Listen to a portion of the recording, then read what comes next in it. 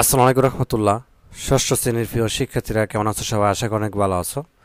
ষষ্ঠ শ্রেণীর ষান্মাসিক মূল্যায়ন 2024 বিষয় ইতিহাস ও সামাজিক বিজ্ঞান এই পরীক্ষাটি অনুষ্ঠিত হবে 15/7/2024 তারিখ। মূল্যায়ন প্রশ্ন ও উত্তর পর্ব 3, ঠিক আছে? তো ইতিমধ্যে তোমাদের দুটি প্রশ্ন বা মূল্যায়ন প্রশ্ন একের সাথে উত্তরগুলো দেওয়া আছে দুটি ভিডিওর মধ্যে। অবশ্যই ওই দুটি ভিডিও অবশ্যই দেখবা। তো দেখো, তোমাদের জন্য শুরুতে একটি একক কাজ রেখেছি, খুবই গুরুত্বপূর্ণ। যেমন প্রশ্নটা দেখো যে সমাজ জীবনের উপর পরিবেশের প্রভাব তুলে ধরা, ঠিক আছে? এরকম একটা প্রশ্ন কিন্তু তোমাদের আসতে পারে, এবং এরকম প্রশ্ন কিন্তু তোমাদের বইয়ের মধ্যেও কিন্তু আছে, ঠিক আছে?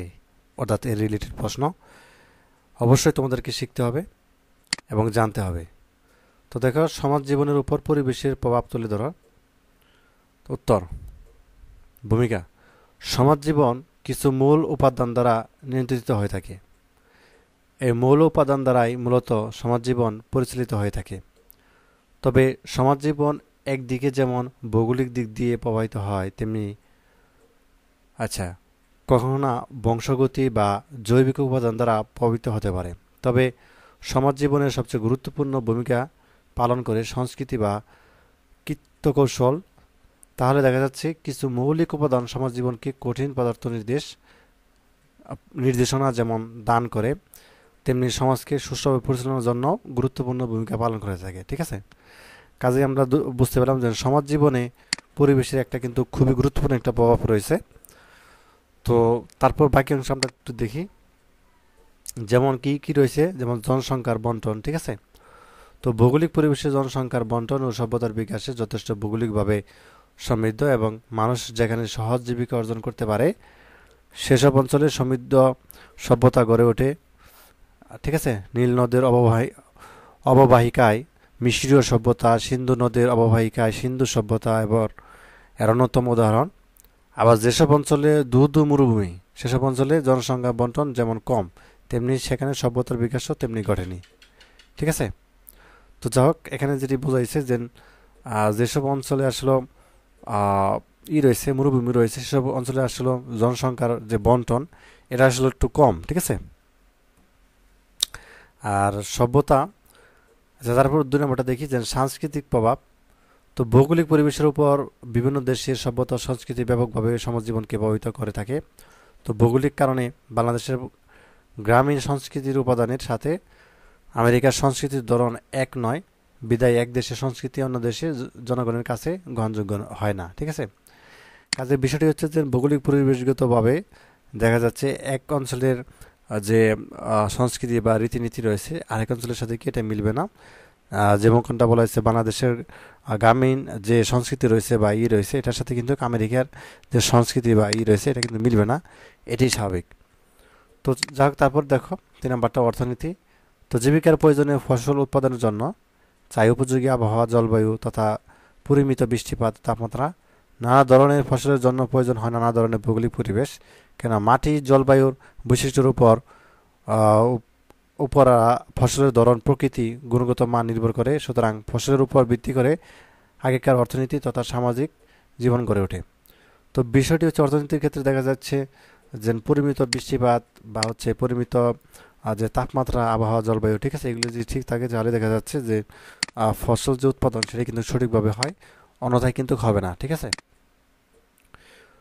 নরগোষ্ঠী নরগাষ্ঠীগত বৈশিষ্ট্য ভৌগোলিক জীবনকে গভীরভাবে প্রভাবিত করে। বিশ্বের বিভিন্ন দেশের জনসমষ্টিকে লক্ষ্য করলে দেখা যায় যে বাহ্যিক আকৃতির দিক থেকে সকল মানুষ সমান নয়। সাধারণত শীত প্রধান দেশের মানুষের শ্বেতবর্ণের এবং গ্রীষ্ম প্রধান অঞ্চলের মানুষের কৃষ্ণবর্ণের হয়ে থাকে, ঠিক আছে?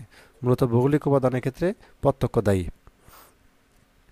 এখানে যেটি বলা হয়েছে যে যেসব শীত অঞ্চল সেগুলো মানুষ হয় শ্বেতবর্ণের, আর গ্রীষ্ম অঞ্চলের মানুষ হয় কৃষ্ণবর্ণের, ঠিক আছে? অর্থাৎ যে অঞ্চলে বা যে এলাকায় মানে শীত অঞ্চল, মানে আবহাওয়া ঠান্ডা থাকে, মানে শীত বেশিরভাগ থাকে, সেগুলো মানুষের যে রং এটি আসলো স্বাভাবিক হয় আসলো শ্বেতবর্ণের, এবং যেসব এলাকায় গ্রীষ্মকালীন সেগুলো এই কৃষ্ণবর্ণের হয়ে থাকে, ঠিক আছে? তো যাক, তারপর দেখো 5 নম্বর যে অপরাধ প্রবণতা বৃদ্ধির পিছনে ভৌগোলিক উপাদানকে দায়ী করা হয়। সমাজবিজ্ঞানে লম্ব্রসা এর মতে সমতল অঞ্চলের চেয়ে পাহাড়ি পার্বত্য এলাকায় অপরাধ তুলনামূলকভাবে বেশি।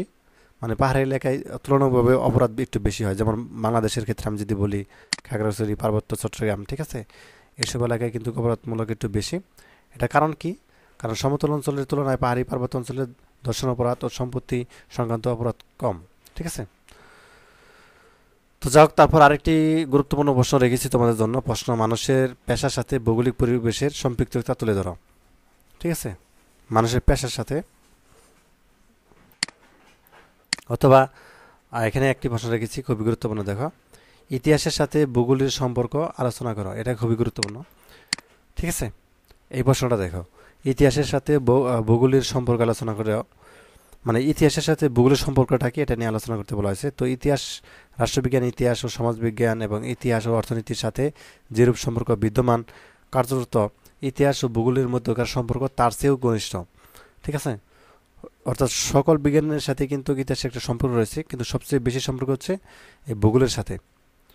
ইতিহাসের মূল উপজীব্য মানুষ, তার সমাজ সভ্যতা, ভূগোলের মূল উপজীব্য ভূপ্রকৃতি পরোক্ষ বা প্রত্যক্ষভাবে নদ নদী, জলবায়ু, আবহাওয়া, অক্ষাংশ, দ্রাঘিমাংশ, বিষুবরেখা প্রভৃতি দ্বারা নিয়ন্ত্রিত অথবা প্রভাবিত হয়। ইতিহাসের জনক হেরোডোটাস ভূগোল এবং ইতিহাসের সম্পৃক্ততার কথা অতি গুরুত্বের সাথে উল্লেখ করেছেন।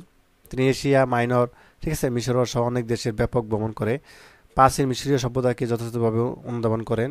তিনি উপলব্ধি করতে সক্ষম হয়েছেন মিশরের নীল নদের প্লাবনে দ্যুতির প্লাবিত হতো, যে কারণে পলিমাটি পরে নীল নদের তীরাঞ্চল উর্বর হয়ে উঠত এবং উর্বর অঞ্চলে প্রথমে কৃষিভিত্তিক জনসমাজের বসতি গড়ে ওঠে। এভাবে কিন্তু ক্রমশ গড়ে ওঠে প্রাচীন বিশ্ববিখ্যাত মিশরীয় সভ্যতা। মিশরীয় সভ্যতা ও মেষের পিছনে এভাবে নীল নদ তথা ভৌগোলিক অবস্থানের সরাসরি প্রভাব লক্ষ্য করা যায়। আর এর জন্য হেরোডোটাস মিশরকে নীল নদের দান বলে অভিহিত করেছেন। তো যাই হোক, এই ছিল তোমাদের হচ্ছে নমুনা উত্তর, ঠিক আছে। দুটি প্রশ্ন অবশ্যই দেখবা তো, এবং মনে রাখার চেষ্টা করবা। তো ধন্যবাদ সবাইকে এই ভিডিওটি দেখার জন্য। আল্লাহ হাফেজ।